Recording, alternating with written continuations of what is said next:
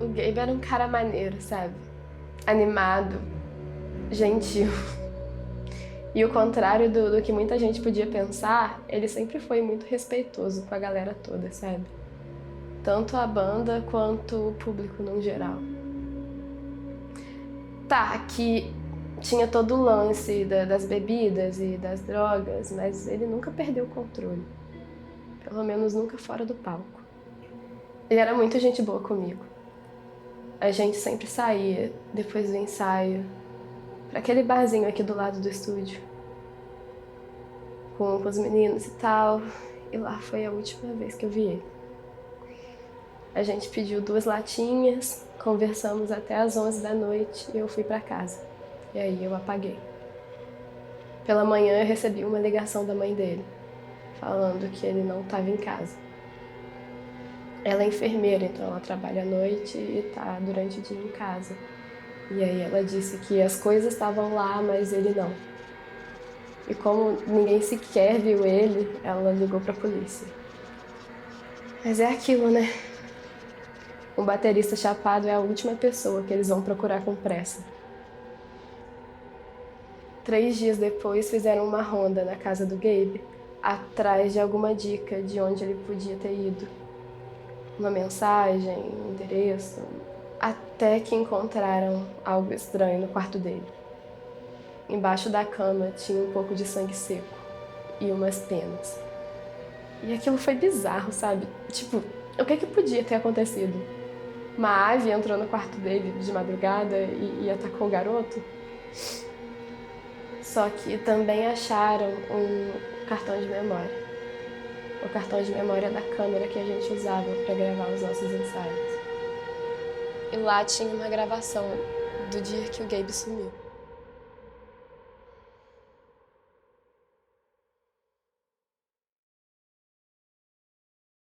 Ele tá atrás de mim. Tem alguém aqui em casa. Tá atrás de mim. Tá chegando perto.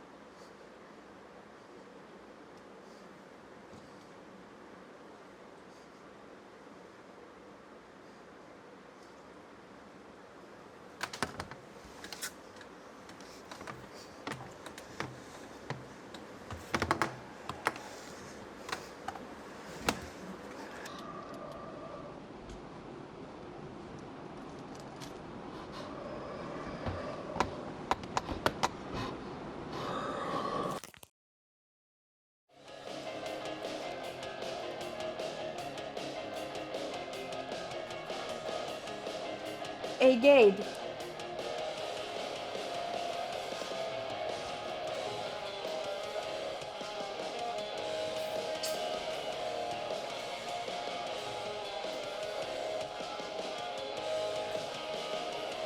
Preparem-se para ver algo totalmente bizarro.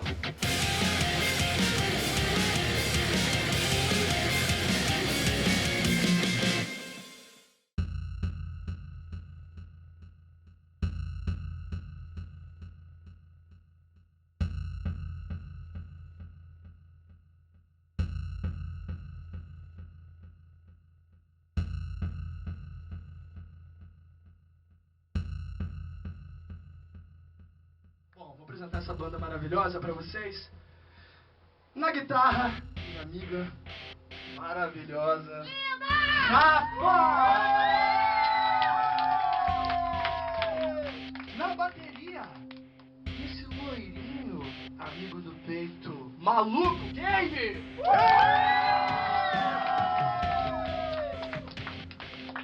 No baixo, com vocês e ele, que às vezes até eu tenho medo.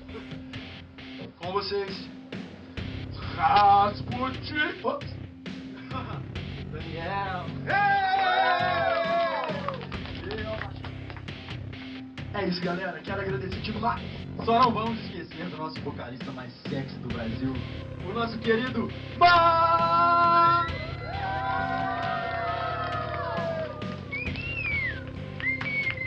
É isso, eu quero ver vocês agitando pra caramba nessa próxima música. 1, 2, 3, 4. A The Four Angels era muito forte na cena independente de Céu Bonito. Eles estavam em todo tipo de evento. Sempre que alguma banda grande vinha tocar na cidade, eles abriam show. Daniel, Micael, Gabriel e Rafaela eram mais do que só um grupo. Todo mundo queria andar com eles. Até alguns produtores da capital estavam atrás deles, mas foi tudo em vão. Eu conheci o Gabe numa casa de show muito famosa aqui em Céu Bonito, a Garganta. Ele chegou em mim meio chapado, dizendo que eu era linda. E eu era tão tímida na época que eu fiquei um pouco desesperada. Mas assim que ele percebeu, ele tentou me tranquilizar, dizendo que ele não queria me assustar. Eu sinto muita falta daquela época.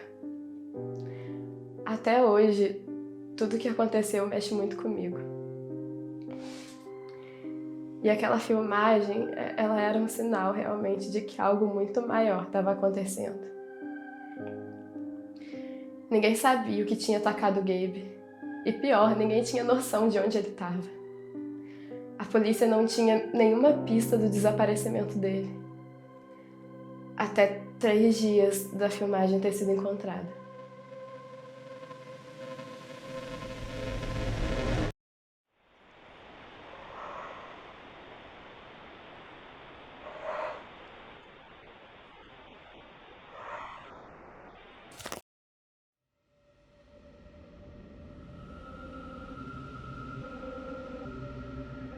Apesar da Rafa ser a única menina da banda, a gente não era tão próxima. Na verdade, eu não sabia quase nada da vida pessoal dela. Tudo que eu sabia é que ela era uma guitarrista foda. A guitarrista mais foda de Céu Bonito. E que todo mundo queria sair com ela. Ela era linda, simpática. Aquele sorriso encantava todo mundo.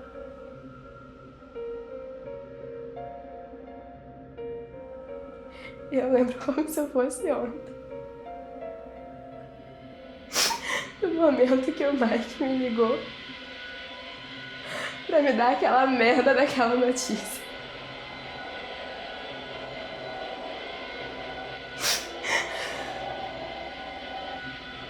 A casa da Rafa tinha sido invadida. E ela foi encontrada morta.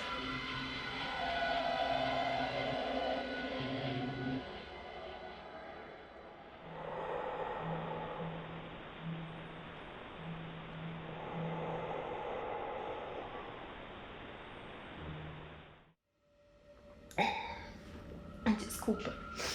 Mas, como eu dizia, foi um choque pra todo mundo. Não só pela notícia, mas tudo o que aconteceu. Os pais da Rafa estavam viajando. E quando eles chegaram em casa, eles encontraram ela morta na cama. Falaram que ela estava amarrada. Tinha vários cortes pelo corpo. E sem os olhos. E assim como no caso do Gabe, encontraram um cartão de memória e algumas penas.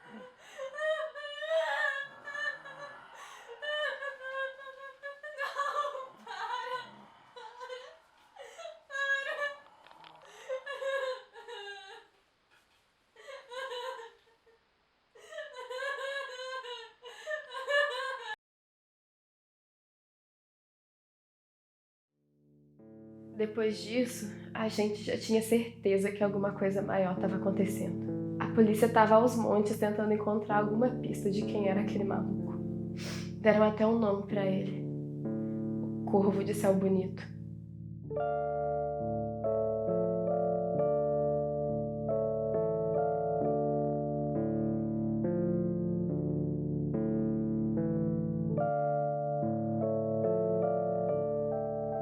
De longe, a pior experiência que eu tive foi o velório da Rafa. Todo mundo lá chorando, arrasado, sem entender nada. Eu mesmo preferia nunca ter entendido. Depois daquele dia, eu dei uma afastada do Mike e do Daniel. Por mais que eu fosse mais próxima do Gabe, eu até conversava bastante com o Mike, principalmente quando a gente estava desmontando equipamento, carregando coisa. Mas o Daniel, eu nunca me importei muito.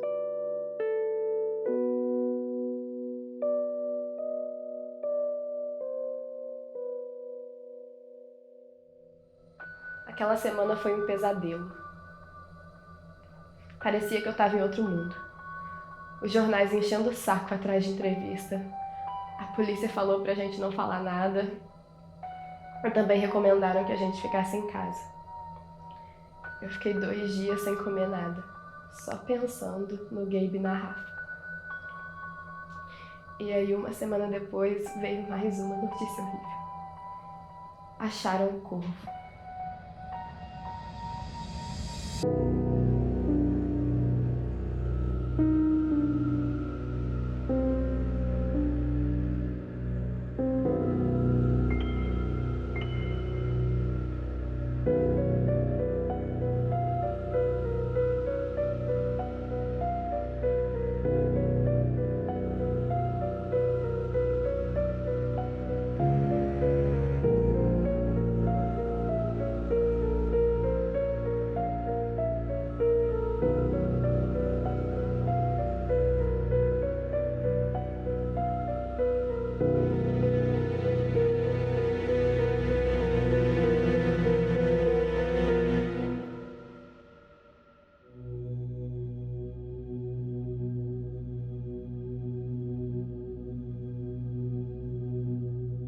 Antes de contar como tudo aconteceu, eu acho que eu devia falar um pouco mais sobre o Mike.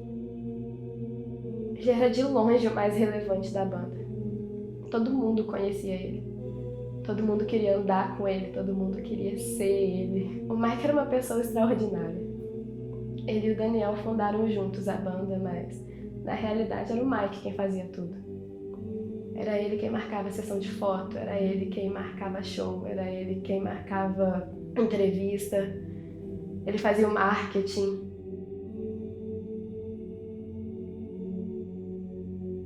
A banda não seria nada sem o Mike. Eles estavam até sendo cotados para fechar um contrato com uma produtora grande. Antes de tudo acontecer.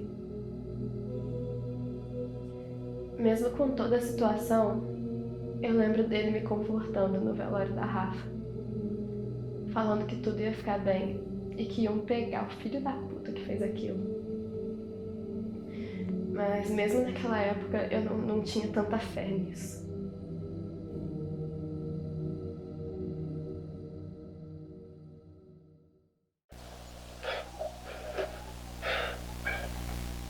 Essa daqui vai aqui para os 2 grandes amigos. Os melhores amigos que eu já tive. A Rafa, descanse em paz, e pro Gabe, onde quer que você esteja.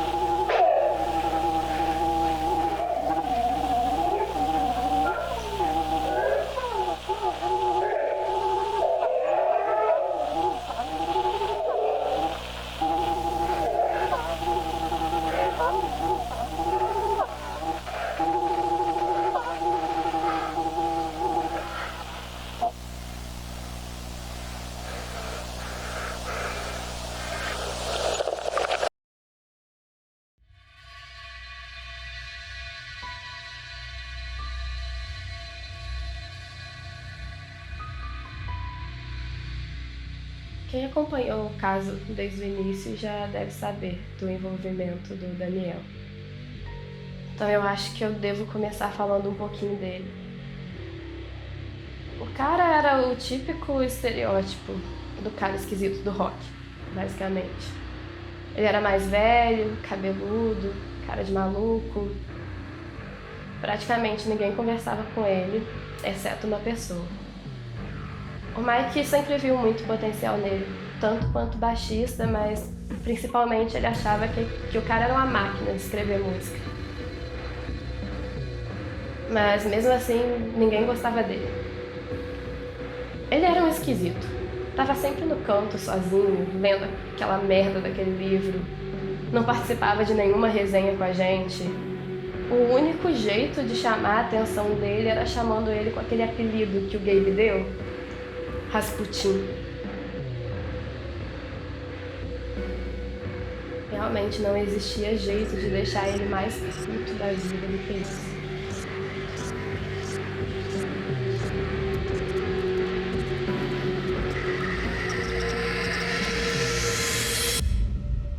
Eu acho que todo mundo só aprendeu a ignorar ele até certo ponto.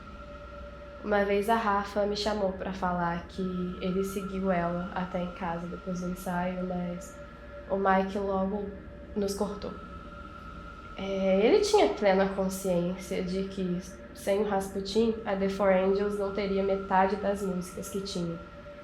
Então pra ele, tudo bem, ele sabia que o Daniel era maluco, e é isso, vamos seguir. Enfim, eu acho que a maioria de vocês já sabe o desfecho dessa história, mas após encontrarem o Mike morto e assistirem o conteúdo das gravações, acionaram as viaturas e foram direto para a casa do Rasputin. O mandato de prisão era certo. Mas quando chegaram lá, o que eles encontraram foi um pouco pior do que imaginaram.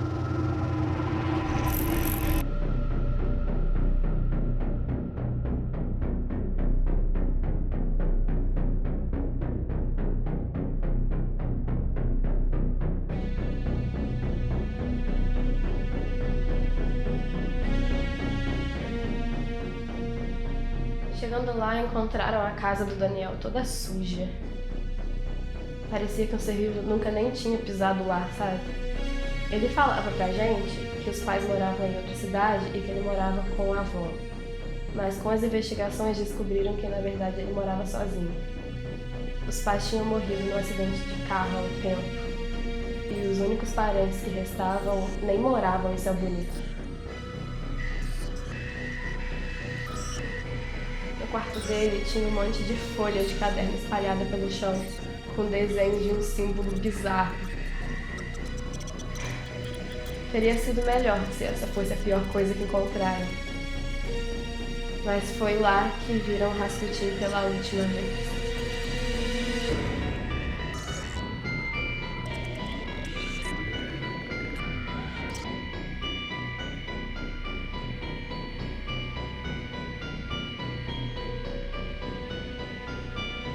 Após os assassinatos, o Daniel tinha se matado. Mas não de um jeito muito convencional. Ele se enforcou no próprio quarto, porém, seus olhos... O filho da puta tinha arrancado os próprios olhos. Que tipo de maníaco ele era? Cara, se matar eu até entendo, depois de tudo que ele fez. Mas desse jeito... Parecia que ele queria... sei lá, virar algum tipo de monumento macabro. Depois de vasculharem o quarto dele, encontraram um caderno de música, que ele também usava como diário, e aquela merda daquele livro que ele sempre lia. As duas coisas que finalmente explicariam o motivo dele ter feito tudo isso.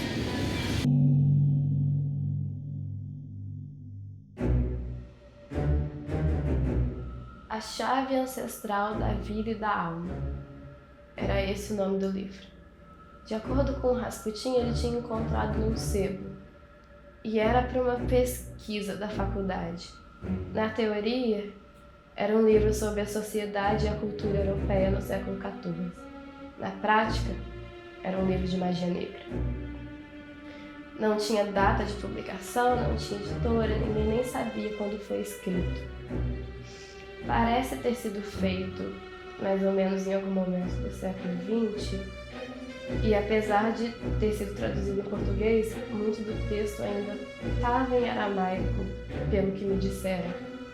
Sobre quem escreveu, é dito no próprio livro que os textos ali eram obra de um ser ancestral, sei lá, um demônio, que era representado por um velho que andava num cavalo moribundo em decomposição.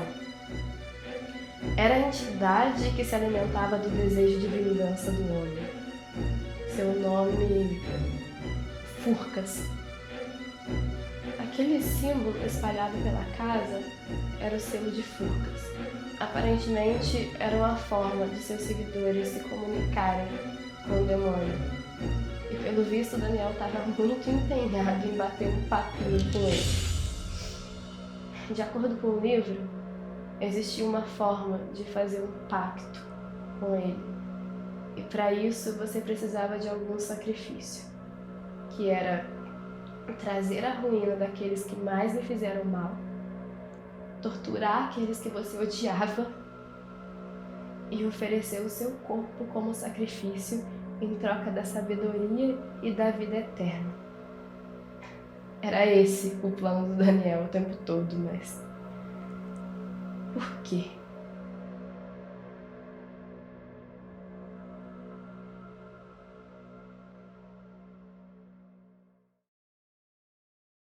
Como eu tinha dito, além do livro, encontraram um caderno de música, que também servia como uma espécie de diário dele, onde ele escrevia suas vivências, seus sentimentos e depois transformava tudo aquilo em letra de música. Aquele ali foi o maior choque da minha vida. O Rasputin, ele não só odiava a gente, ele abominava cada momento que ele passou do nosso lado. Toda essa raiva. E ninguém nunca nem fez nada pro desgraçado, sabe? Pelo contrário, estar na The Four Angels era o que fazia ele minimamente relevante para as pessoas. Tudo bem que tinha umas brincadeiras de mau gosto, mas era isso, sabe? Brincadeira. No final das contas, ele era só um filho da puta de um psicopata que tinha inveja do talento e do sucesso deles. Eu ainda não acredito no que aconteceu. Às vezes eu acho que tudo não passa de um pesadelo, sabe? Que eu vou chegar no ensaio e vai estar todo mundo lá. Mike, Gabe, Rafa. Eu espero que eles estejam bem, onde estiverem, tocando juntos. E eu espero que o Daniel esteja queimando no fogo do inferno que ele tanto buscava. E qual o próximo passo em relação a essa história? Meu próximo passo? Meu próximo passo é sempre seguir com a minha vida. E principalmente, preservar a memória dos meus amigos. E mostrar que pessoas boas nem sempre têm destinos tão bons assim. Ótimo, muito obrigado.